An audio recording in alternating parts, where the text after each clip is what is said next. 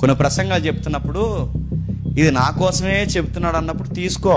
కొన్ని ప్రసంగాలు చెప్తున్నప్పుడు నన్నే గద్దిస్తానన్నప్పుడు తీసుకో.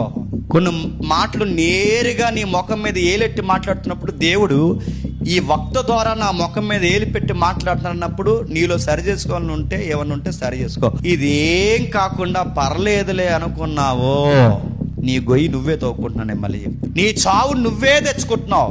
కొన్నిసార్లు చెప్తాడు అబద్ధాలు ఆడొద్దని చెప్తాడు, నీకు అలవాటు ఉందేమో మానే. కొన్నిసార్లు దొంగతనం వద్దని చెప్తాడు, ఆ 10 రూపాయల దగ్గర దొంగ పనులు మాట్లాడుతున్నావేమో మానే.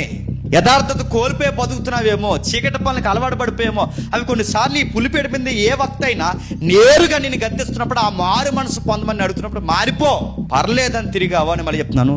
నీ పేరు మరిచిపోయేలా చేస్తాడంటే నువ్వు అక్కడ బతికావన్న సంగతి కూడా ఈ లోకం మరిచిపోయి ఎంతగా నాశనం చేస్తాడేమో. మీకేం అర్థం అవుతుంది చెప్పండి? ఏదన్నా ఒక వాక్యం విన్నప్పుడు పలుమార్లు గద్దించినప్పుడు విననొల్లకపోతే చెప్పండి హఠాత్తుగా ఏమవుతారని చెప్పండి, మారనేస్తారు. కొన్ని సావులు హఠాత్తుగా వస్తాయి. ఎందుకు వస్తున్నాయి? కొన్ని సావులు హఠాత్తుగా వస్తుందంటే ఏమో నీకు ఏం వార్నింగ్ ఇస్తున్నాడో. కొంతమందికి ప్రమాదాలు జరుగుతుంటాయి, యాక్సిడెంట్లు అని అవని ఇవని, ఏమో నీకేం వార్నింగ్ బెల్ల కొడుతున్నాడో. కొన్నిసార్లు నేను ఏ ఆర్థికంగా కొట్టొచ్చు, ఏమో నీకు ఎందుకో సరి చేయాలనుకుంటున్నాడు. కొన్నిసార్లు నీ హెల్త్ మీద కొట్టొచ్చు, ఏదో నీకు పాఠం నేర్పాలనుకుంటున్నాడు. కొన్నిసార్లు నీకు ఒంటరితనం అలవాటు చేయొచ్చు, ఏదో లెసన్ నేర్పుతున్నాడు. ఇవి నీకు హెచ్చరికలేవే.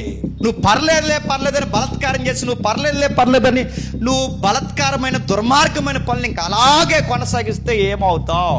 నీ సావుకి కోరుకుని ఎదురెళ్తున్నావు. నువ్వేమనుకుంటున్నావు? పట్నాన్నే వదలని దేవుడు, రాజుల్నే వదలని దేవుడు, సంస్కృతి పేరే మార్చేసిన దేవుడు, నది పక్కన విశాలంగా విస్తరించిన ఆ నదిలోకి ఆ పట్టణాన్ని కలిపేసిన దేవుడు. మనం పట్టణం కన్నా గొప్పలమా? ఆ సంస్కృతి కన్నా మన చరిత్ర అంత గొప్పదా? ఆ రాజుల కట్టడాల కన్నా బలమైన గృహాలు మనవే. నీ ఇల్లు ఎంత కట్టడం ముందు, నీ చరిత్ర ఎంత చరిత్ర ముందు, నీ నడవడిక ఎంత రాజు ముందు. రాజుల్ని, చరిత్రని, బలమైన గోడల్నే పడగొట్టేసిన వాడు. మనవి మన బతుకులు దేవుడి ముందు ఎంత. కొన్ని ప్రసంగాలు వింటున్నప్పుడు మీరు సింపుల్గా తీసుకోకండి. చెప్పినప్పుడు దేవుడు ఎందుకో చెప్పాడు, మార్చుకోవాలని మారిపోండి. సంఘానికైనా, వ్యక్తికైనా, సంసారికైనా, నీకైనా, నాకైనా దేవుడు ఒకసారి చెప్తాడు, 2 సార్లు చెప్తాడు. చెప్పినది లోకు తీసుకుని పర్లేదు అనుకున్నావో చెప్పండి, నీకు డెత్ డేట్ కన్ఫర్మ్ చేస్తాడు.